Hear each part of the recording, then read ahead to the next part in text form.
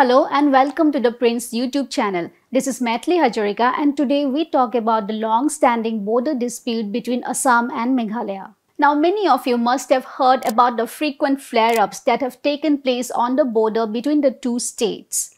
But why are Assam and Meghalaya locked in a border dispute for 50 years? What is the root of this conflict? And how did the two states come to an agreement recently? But how did the conflict begin? Assam and Meghalaya share an 884-kilometer long border and the dispute first started in the early 1970s when the decision was first taken to carve Meghalaya out of Assam. Meghalaya was eventually formed in 1972 and its boundaries were demarcated according to the Assam Reorganization Act of 1969. The newly formed state, however, refused to accept this act because it was based on the recommendations of a 1951 panel headed by then Assam Chief Minister Gopinath Bordoloi to define the boundary of Meghalaya. Based on the panel's recommendations, areas of present-day East Jaintia Hills, Ribhoi and West Khasi Hill districts of Meghalaya were transferred to districts of Assam. While the newly formed Meghalaya government said these areas belonged to tribal chieftains, Assam contested by saying the Meghalaya government could not provide documents to stake claim over these areas. After many claims and counterclaims, the disputes were finally narrowed down to 12 areas in 2011. One of the most contested areas out of these 12 is Langpi, a village that lies on the border of Assam's Kamrup district and Meghalaya's West Khasi Hills district. While Assam considers it to be a part of its Mikir Hills, Meghalaya says it was part of the erstwhile United Khasi and Jaintia Hills district. So what were the attempts at resolving the dispute? One of the first attempts at resolution took place in 1983 when a joint committee was formed by both states to address the issue. But nothing came out of it. In 1985, an independent panel headed by Justice Y.V. Chandrachud was formed by the two states and a report was submitted by the panel in 1987. But it was rejected by the Meghalaya government, which alleged the report to be pro-Assam. In 1991, both states again agreed to demarcate the border with the help of the Survey of India.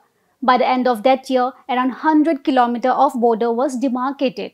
But the exercise was dropped after Meghalaya found it unconstitutional. In 2001, the Meghalaya Assembly passed a resolution urging the central government's intervention and the setting up of a commission to redefine the boundary between the two states. But the Assam Assembly unanimously passed a resolution opposing the move. But Assam and Meghalaya governments were then asked by the state government to appoint nodal officers to discuss the dispute. In 2019, the Meghalaya government petitioned the Supreme Court to direct the centre for a resolution, but the petition was dismissed. So what are some of the recent developments that have taken place between the two states? Last year, Assam and Meghalaya decided to resume talks at the CM level and adopt a give-and-take policy to settle the disputes. In a meeting on 23rd July last year, both state governments decided to work towards the resolution of disputes in 6 disputed areas. These areas include Hahim,